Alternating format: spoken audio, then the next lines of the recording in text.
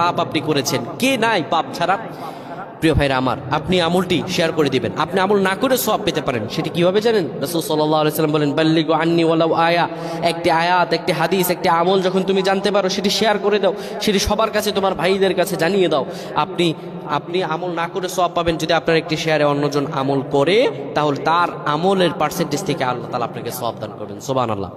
বৃহস্পতিবার ইশার নামাজের পরে আপনি কিবলামুখী হয়ে যাবেন। রাসূলুল্লাহর শিখানো আমল, সে আমলটি হলো, নবীজি সাল্লাল্লাহু আলাইহি সাল্লাম বলেন, ইশারের পরে যে ব্যক্তি সূরাতুল মুলক তেলাওয়াত করবে, এই সূরাতুল মুলক তেলাওয়াত করার কারণে আল্লাহ রাব্বুল আলামিন তার গুনাহগুলো ক্ষমা করে দিবেন এবং কবরের মধ্যে তার আমলগুলো হবে একটা পাখির মতো হবে।